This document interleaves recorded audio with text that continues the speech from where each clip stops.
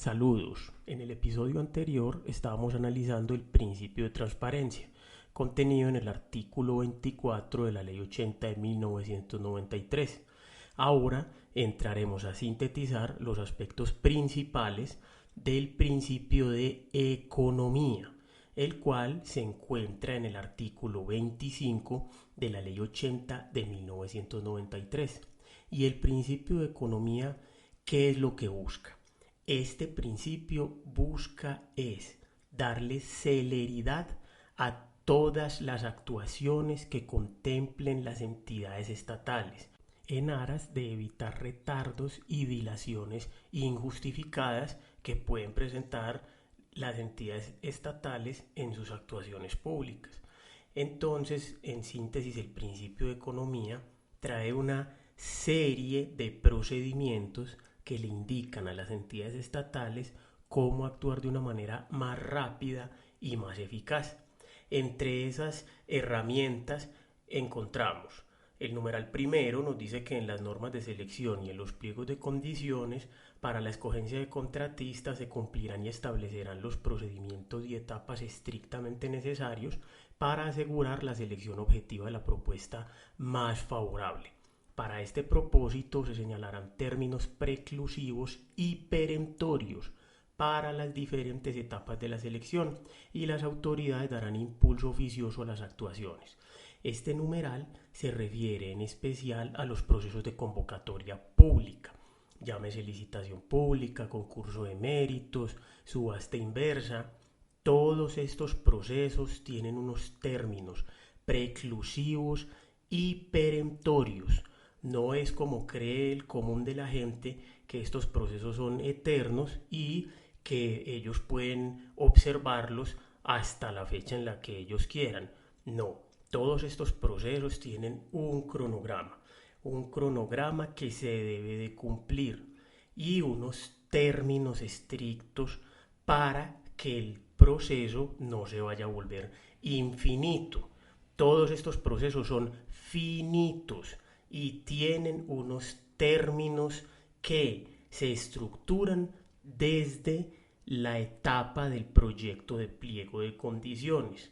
Entonces, cualquier actuación que se haga en virtud de estos procesos, llámese observaciones al informe de evaluación, llámese observaciones al proyecto de pliegos, llámese observaciones al pliego definitivo, cualquiera de esas actuaciones tiene unos términos preclusivos.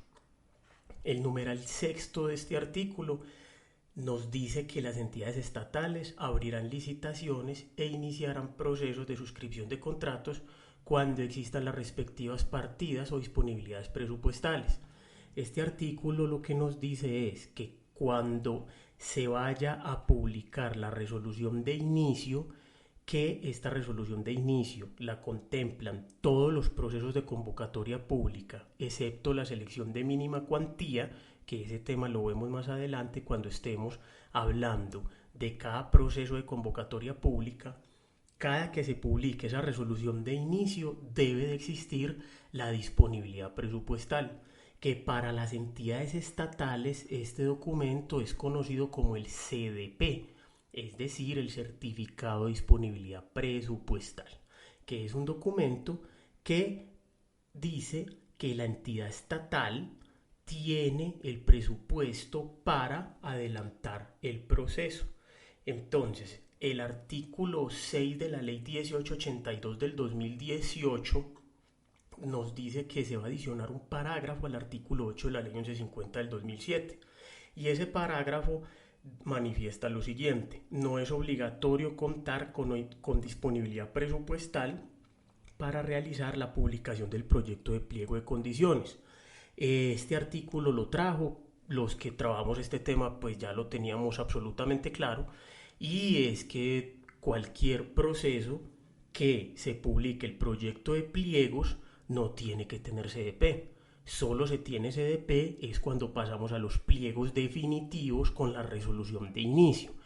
El artículo lo termina de aclarar, no trae nada nuevo, no es nada novedoso. Me refiero al artículo sexto de la Ley 1882 del 2018, pero pues simplemente complementa este tema que ya estaba suficientemente claro en el numeral sexto del artículo 25 de la Ley 80 del 93 y que hace parte del principio de economía. El numeral décimo del principio de economía del artículo 25 nos dice: los jefes o representantes de las entidades a las que se aplica la presente ley podrán delegar la facultad para celebrar contratos en los términos previstos en el artículo 12 de esta ley y con sujeción a las cuantías que señalen sus respectivas juntas o consejos directivos. Este numeral es el puro principio de economía. ¿Por qué? Porque lo que hace es darle una potestad a los ordenadores del gasto para que realicen una figura jurídica que se llama la delegación.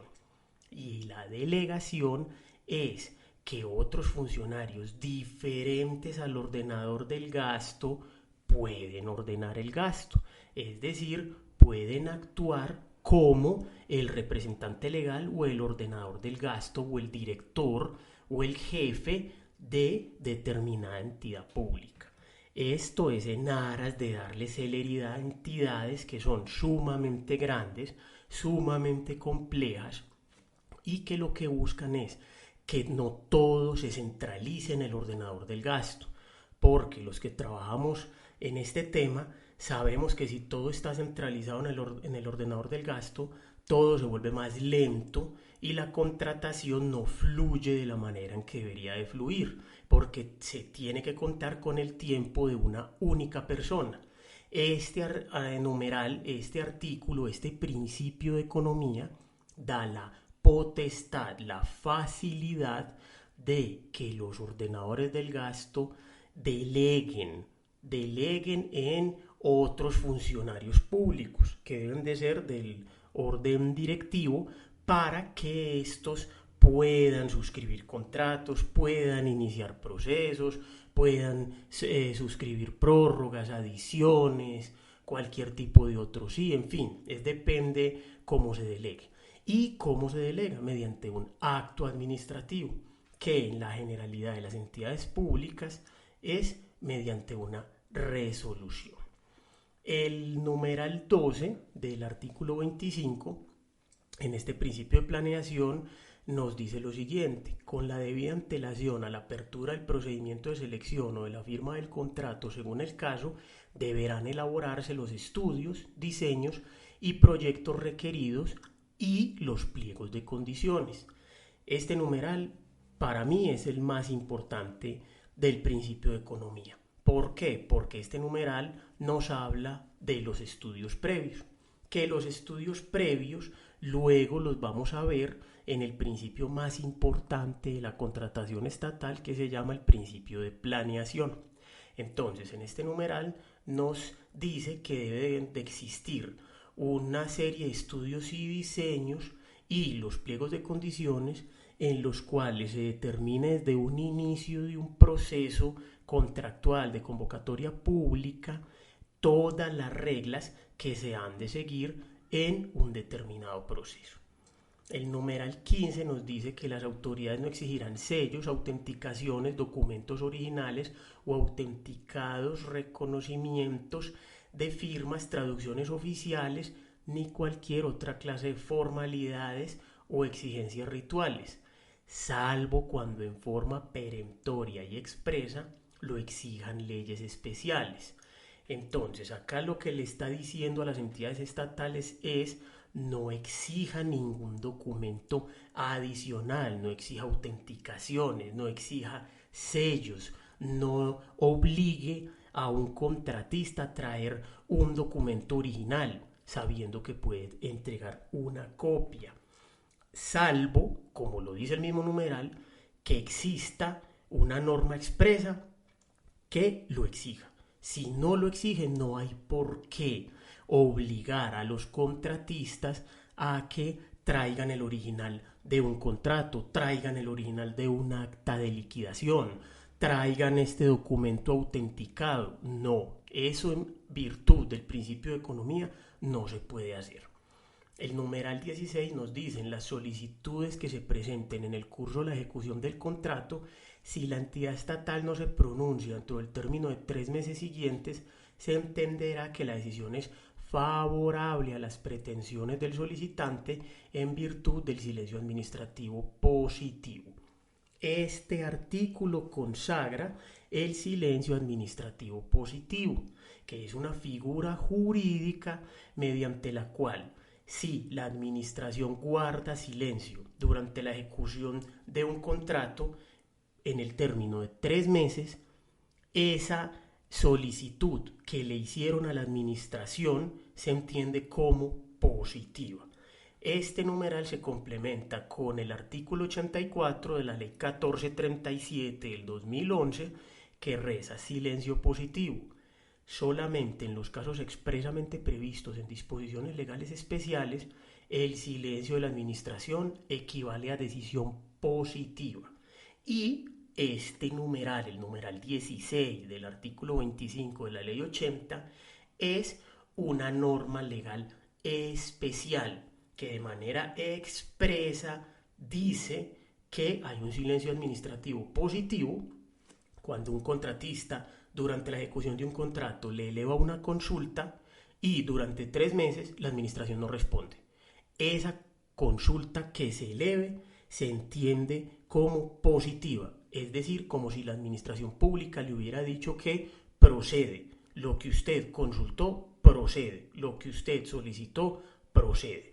Este artículo es complejo, las entidades estatales no saben la importancia de este numeral y muchas guardan silencio por muchos meses, de tal suerte que le dan silencio administrativo positivo a muchas de las consultas que en ocasiones se le realizan.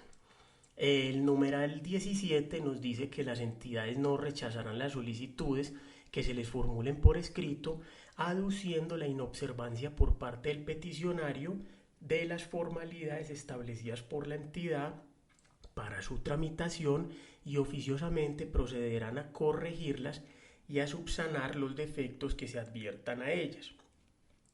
Este numeral lo que nos dice es que cualquier solicitud debe de ser atendida por la entidad y en ningún momento debe de obligarse a un contratista a que se circunscriba a una minuta preestablecida, una minuta estructurada por una entidad, y que si si usted no utiliza esa minuta, no le puedo atender su solicitud.